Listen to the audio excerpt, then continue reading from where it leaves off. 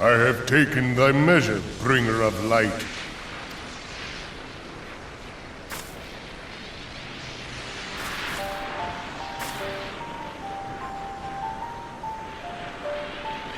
And I judge thee a worthy champion. The task of excising the sin that hath taken root in man's heart is thine.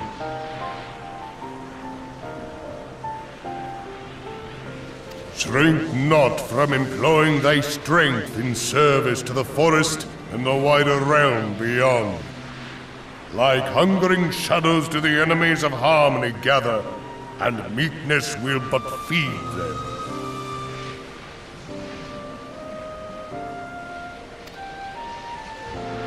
If man is to be delivered from the dark, it shall be by thy guiding light alone.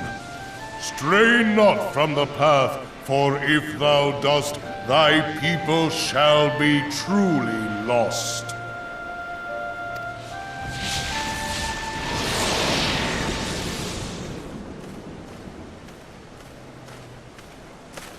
Thou hast slain the Lord of Levin.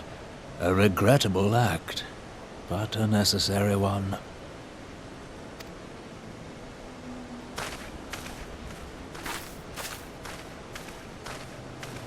In witnessing thy struggle, a truth hath been revealed unto me.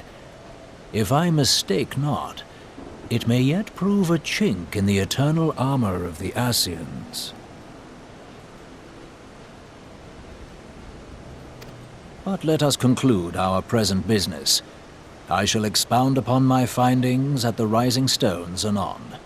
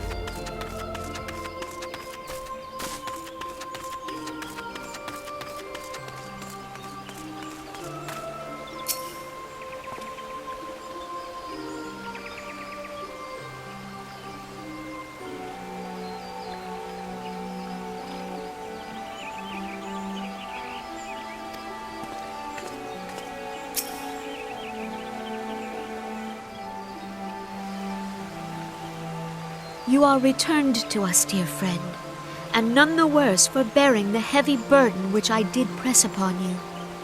Most glad am I of this. I am informed that your efforts to negotiate a peace with Lord Ramu ended in conflict. Pray tell me, what befell?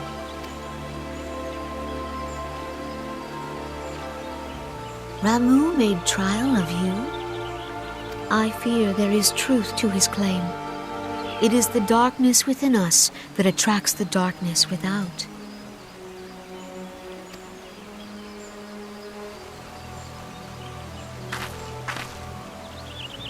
It cannot be denied that misfortune follows man. For evidence, one need only look to the conflict brewing in Cartano, or to the rising flood of refugees. Our shared struggle against the Empire should have served to seal our union. Yet the ties which bind the alliance strain under the weight of gross self-interest.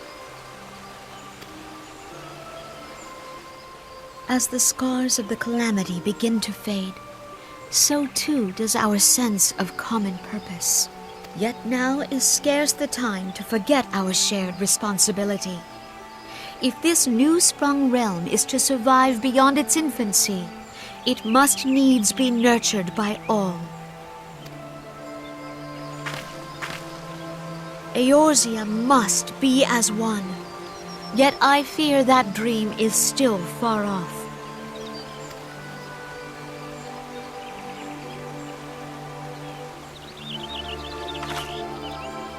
On behalf of the people of Gridania and the elementals both, I thank you for all that you and your fellow scions have done. Full oft have I been compelled to look to you for aid of late, and offered all too little in return. As leader of this nation, I shall endeavor to prove a more worthy ally to your cause henceforth.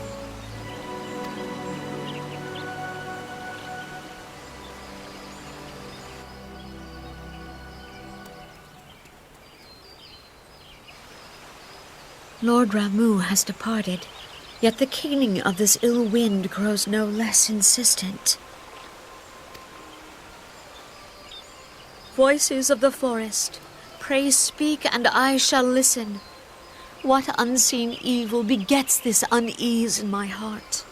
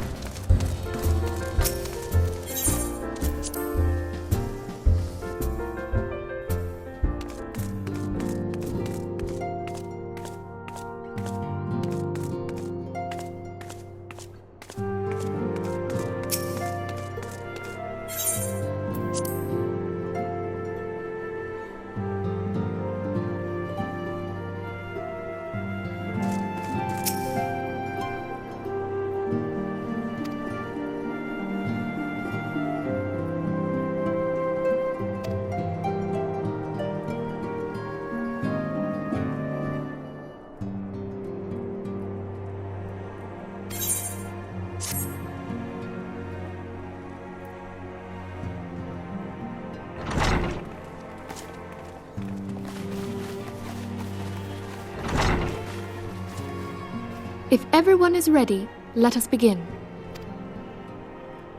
Urianger, the floor is yours.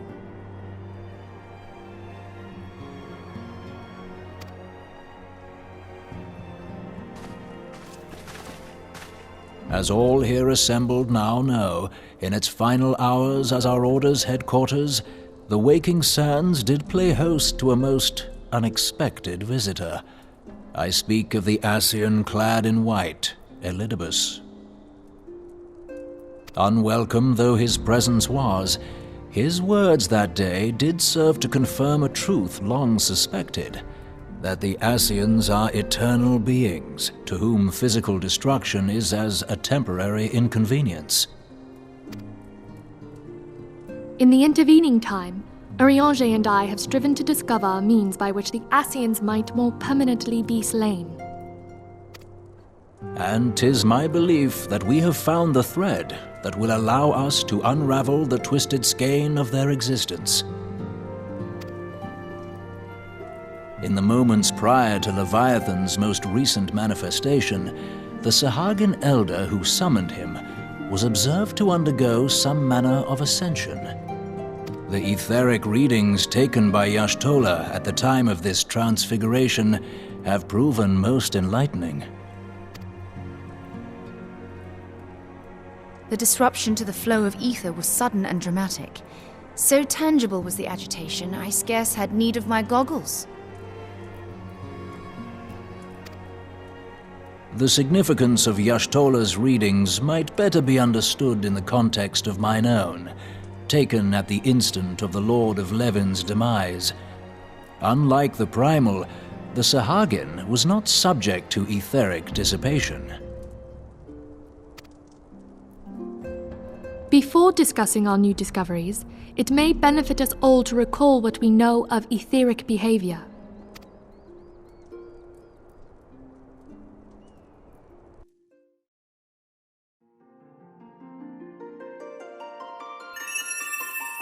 Let us begin at what some might call the end. When we who dwell in the material realm die, our spirits dissolve into the flow of ether and are returned to the ethereal realm. In turn, the restless energy which suffuses that plane streams back into our world, giving rise to new life.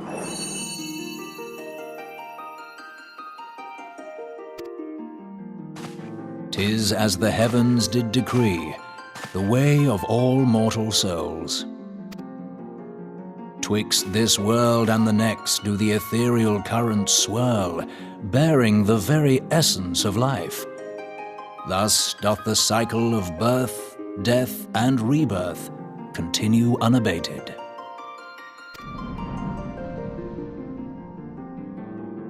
Primals behave somewhat differently.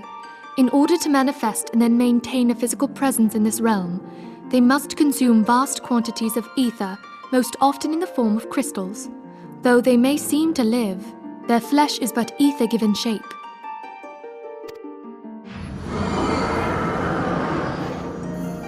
Thus, a defeated primal leaves behind no broken corpse. Rather, the essence of its form seeps back into the land whence it came, and the energy of its shattered spirit is called back to the ethereal realm.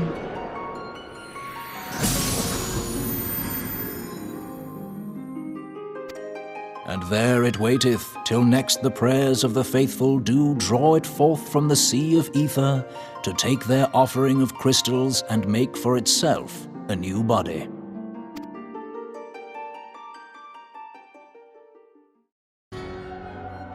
Which brings us on to the third group, the so-called immortals. They exist in a manner all their own. Quite.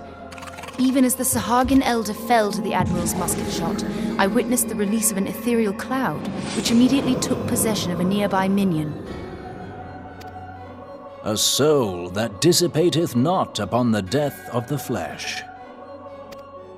The secret of life everlasting, and in the claws of a Sahagin no less. But I wonder, what would happen to one of these obstinate spirits should there be no suitable host for it to claim? If mortal death entails a return to the ethereal realm, It seems doubtful that the soul of an immortal would venture there. Nay, it merely withdraweth the distance, unto the shore of the ethereal sea, perchance, but no further. Yes, it exists in neither this realm nor the next, abiding instead in the space that lies between them. The Ascians took control of Thancred by means of a crystal of darkness, an artifact which, if our theories are correct, serves as a gateway to the place I have just described.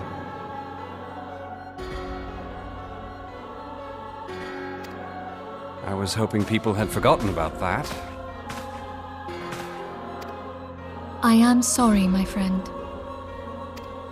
For a mercy, the weary road of our research hath brought us unto an answer. The Sahagin ascended to an immortal state, but he did not possess a crystal of darkness through which to flee this realm. Thus was he consumed by Leviathan. If we could entrap the spirits of defeated Ascians in like manner, and thereby deny them resurrection...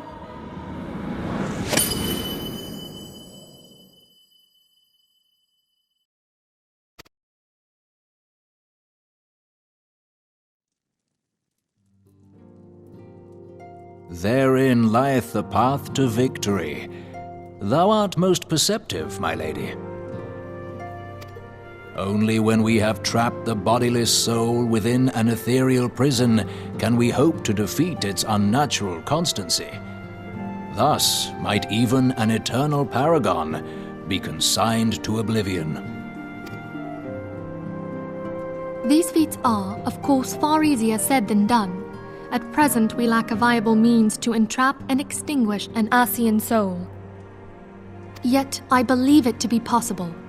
The pieces of the puzzle lie before us. We have but to put them together.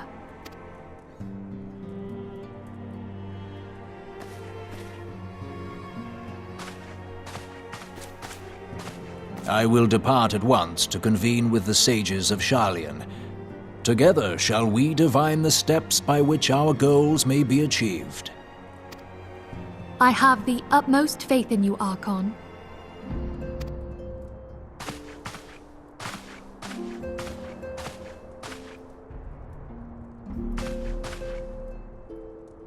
Beg pardon, antecedent, but I would raise one final matter. Even now, a Sharlayan survey party seeketh to ascertain the fate of the students of Baldessian. Their findings shall soon be known to us. Though you harbor feelings of dread, I bid you surrender not to sorrow, but abide instead in hopeful prayer.